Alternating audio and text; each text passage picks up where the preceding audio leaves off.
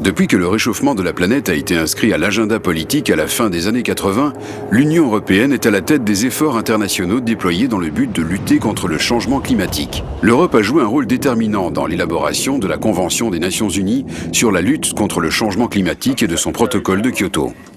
169 pays ont ratifié le protocole. Parmi ceux-ci, 35 nations industrialisées se sont engagées à réduire d'ici 2012 leur émission de gaz à effet de serre de 5% en moyenne par rapport au taux de 1990. L'Union européenne va plus loin et s'est engagée à une réduction de 8%. Climate Action Network coordonne la position d'un grand nombre de groupes de pression européens vis-à-vis du changement climatique. L'Union européenne joue indubitablement un rôle de meneur sur la scène internationale en matière de changement climatique. Elle a fait avancer cette question sur le plan international et a contribué à l'adoption du protocole de Kyoto et à son entrée en vigueur. Avec l'élection de M. Bush, les États-Unis ont pris leur distance par rapport au protocole de Kyoto. Il était crucial de sauver cet effort de négociation considérable afin de mettre en place la première action stratégique. Pour atteindre ces objectifs de Kyoto, l'Union européenne a développé un vaste programme de mesures destinées à réduire les émissions.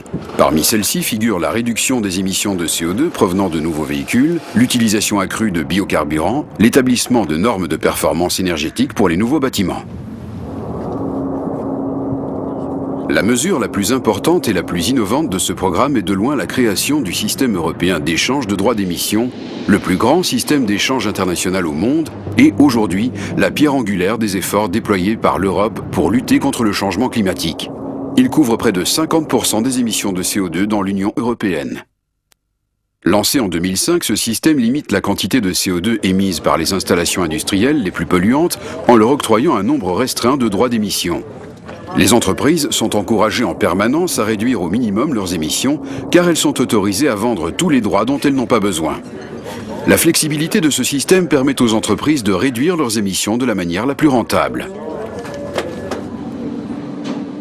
Une entreprise qui dépasse la limite d'émissions qui lui a été imposée a le choix entre investir dans des méthodes de production plus propres, acheter des droits supplémentaires sur le marché à une entreprise aux droits excédentaires, compenser ses émissions excessives en investissant dans des projets de diminution des émissions fondés sur des technologies propres dans des pays tiers.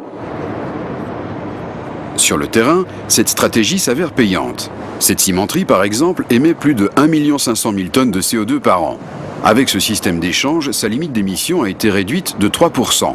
En tant que grande consommatrice d'énergie, elle a dû envisager d'autres méthodes pour diminuer sa consommation. Au niveau de l'entreprise, Kyoto a apporté d'abord une réflexion sur l'outil industriel. Dans ce cadre-là, nous avons regardé tous les moyens possibles et imaginables en termes de réduction de consommation d'énergie, qui est le premier vecteur finalement d'émissions de CO2. Un exemple relativement simple, c'est la volonté de réduire la teneur en eau de la pâte que nous utilisons ici en alimentation de nos fours. Grâce aux mesures qu'elle a mises en œuvre, l'usine a pu réduire ses émissions de CO2 de près de 50 000 tonnes par an.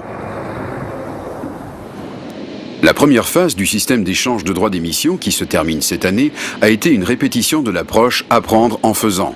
Ce système est en train d'être affiné pour la période d'échange 2008-2012 afin qu'il puisse remplir son rôle en tant que mesure clé pour garantir que l'Union européenne et ses États membres réalisent les objectifs de Kyoto. Nous avons pris de nouvelles décisions pour 2008-2012, la première véritable période de Kyoto. Et en vertu de celle-ci, toutes les difficultés initiales du jeune système d'échange de droits ont été abordées. Le climat mondial commence déjà à changer en raison des émissions de gaz à effet de serre provenant de l'utilisation de combustibles fossiles et d'activités telles que la déforestation. L'Europe est déterminée à garantir que le réchauffement climatique ne dépasse pas 2 degrés Celsius au-dessus de la température pré-industrielle. Au-delà de ce niveau, les risques de changements irréversibles, voire catastrophiques, seraient multipliés. À vrai dire, nous n'en sommes qu'au début. Jusqu'ici, nous ne nous sommes penchés que sur une seule période, celle de 2008 à 2012. Mais le changement climatique est un processus à long terme qui nécessite des solutions à long terme. Les politiques qui sont en place aujourd'hui doivent être poursuivies et étendues. L'Europe voit déjà au-delà de Kyoto et envisage une série de mesures dont une amélioration de 20% de l'efficacité énergétique d'ici 2020, une augmentation majeure de la consommation d'énergie renouvelable, y compris de biocarburants, une extension du système d'échange de droits afin de couvrir le secteur de l'aviation où les émissions augmentent rapidement. La Commission européenne œuvre également au renforcement du système européen d'échange de droits d'émission afin d'en faire le pilier central d'un futur système mondial d'échange de carbone. L'expiration des objectifs de Kyoto étant prévue pour 2012, l'Europe fait pression pour que soient entamées rapidement les négociations sur un accord mondial ambitieux devant succéder au protocole.